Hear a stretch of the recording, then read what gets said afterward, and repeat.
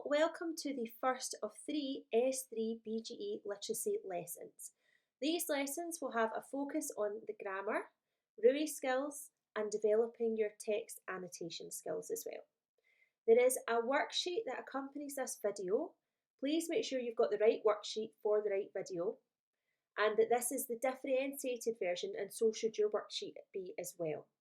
If you feel you're not doing the right level of work, please let your teacher know and they will support you.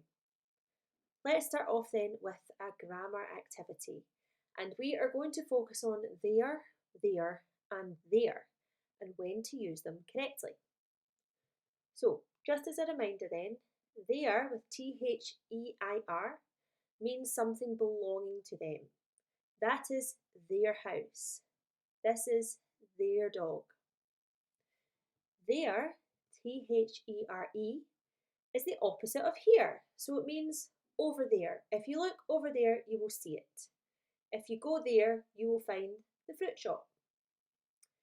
There, T-H-E-Y apostrophe R-E, means they are. And the apostrophe is for the letter that's missing. They are all doing really well. They're all about to do their remote learning. Now, if you pause the video at this point and keep this on your screen, then you'll be able to do the there, and there activity, which is at the start of your worksheet. So pause the video, do that now.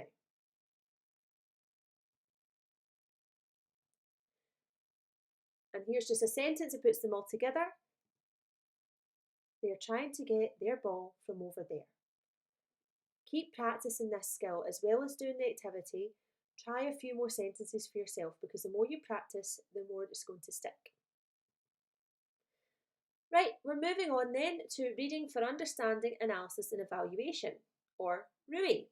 And we're developing our RUI skills in particular when we look at analysing imagery. Let's start then with an imagery refresher. So when we talk about imagery, we're mostly referring to similes, metaphors and personification. But remember that there are other images out there. These are just the three main ones that we would focus on in RUI. Just as a reminder then, a simile is when you compare one thing to something else, making the comparison clear by using like or as. She ran as fast as a cheetah. He was tall like a tree. Okay, so you're comparing something to something else, but you're telling people you're comparing them by using like or as. Personification is when you give an inanimate object human qualities. The wind wailed in my ear. The chair groaned as the man sat in it. Groaned, sorry. And a metaphor is when you compare one thing to something else by saying it is the other thing. I have a mountain of remote learning work to do.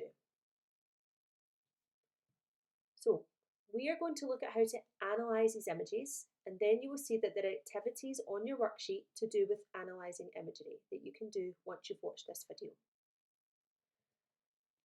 So the main thing you need to remember when you analyse an image is you need to split it up, okay? You need to split it up into the literal meaning, and then you need to split it up into what the writer actually meant. So when you analyse a simile, a metaphor, or personification, you must explain what it literally means. So let's just focus on the literal meaning only just now. So for example, if you laughed your head off, people say that, don't they? I laughed my head off. Well, you would be dead. You wouldn't be able to tell people you'd laughed your head off because your head had fallen off. Equally, if someone said it's raining cats and dogs, well, that would be a huge news event because cats and dogs would be literally falling from the sky. So that is the literal meaning of these images. Do you think, though, that the writer actually meant you to think of someone walking about without a head, or meant that there was cats and dogs falling from the sky? Probably not. Let's look at some more. So the literal meaning of he is as strong as an ox. Well, an ox is a large farm animal used to help move things, such as pulling carts. Do you think the writer was saying he is a large farm animal used to help move things, such as pulling carts? Another one, you are a pain in the neck. Well, pain in the neck is literally an intense feeling of discomfort in your neck. This can become quite distracting. Do you think the writer was telling the person that they are an intense feeling of discomfort in their neck? Probably not. but you have to show the literal meaning to show you've understood the image. So what does the writer actually mean then? We know what it literally means, but what is the meaning the writer wanted you to understand? So let's go back to he is as strong as an ox. An ox is a large farm animal helped to move things such as pulling carts. That's a literal meaning. The writer probably meant that he is very powerful and athletic and he can probably move things that most people couldn't. Equally, the example, you had a pain in the neck. A pain in the neck is literally an intense feeling of discomfort in your neck. This can become quite distracting. But what the writer probably meant was they are probably very annoying and won't let the other person concentrate. So you look at the literal root and then what the writer actually meant.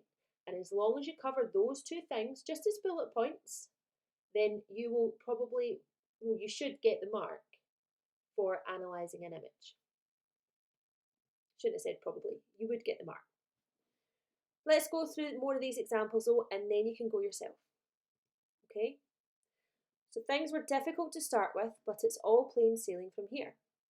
Plain sailing would mean to sail on a calm sea where nothing is going wrong. The writer means that they felt that things became very straightforward. This coffee tastes like mud. Mud is very unpleasant and you wouldn't want to drink it. The writer means that they think coffee was horrible. So always remember, if you're asked to analyse an image or explain the effect of an image or anything like that, you go literal meaning, what the writer actually meant. And you can just write in bullet points, that's absolutely fine, and you will do fine if you do that. So what I would like you to do now is pause the video, go to all the imagery tasks that are in your worksheet and complete them just now. Remember, if you submit it, then your teacher will be able to mark it and let you know if you're doing okay. Moving on then to annotating a text. And instead of a poem or a Rui article, we are going to look at the song Burn from the musical Hamilton, which is a brilliant song to look at when you're thinking about imagery. Now, annotation's a really important skill and you're going to use it more and more as you get older. And the reason for it is that rather than just passively reading a text, annotation helps you engage with it. And what it actually does is it helps you notice techniques more quicker. So when you're in an exam situation, as you're reading a text, you would start to annotate it straight away so that later on when you're asked to look for word choice or look for an image, you've already found it. So it'll be really quick to find, because unfortunately in National 5 and higher, they don't tell you what these examples are. They just say, analyse an image. You've got to go and find it. So the more practice you get at annotating text, the better you will be at that. Equally, annotation is an activity you would use to understand the text, like a poem or a song in this case, and that would help you write a critical essay on it.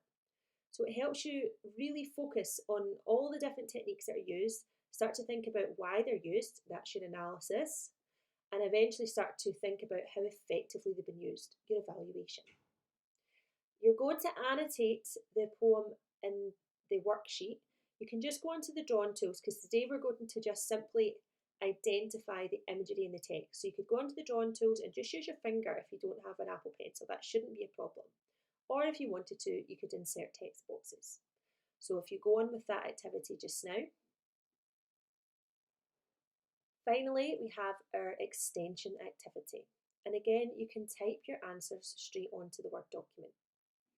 You're going to continue working on your annotating skills. And remember, you can go back to the video and check the format of how to analyse an image. And what you're going to do is find an image or two in the text that you've just annotated and try and analyse the imagery just like we practiced before. Okay, so some final thoughts then. Just to go over what we've done today, we have looked at the different ways in which to use there, and there.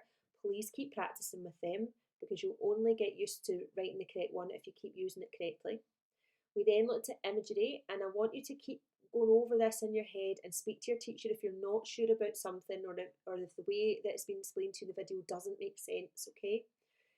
Because we want to get this right.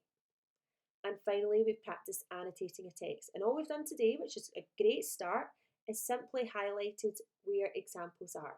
But if you've done the extension activity, you've done the next stage of annotation. You've actually analysed the things that you've highlighted. Bye for now.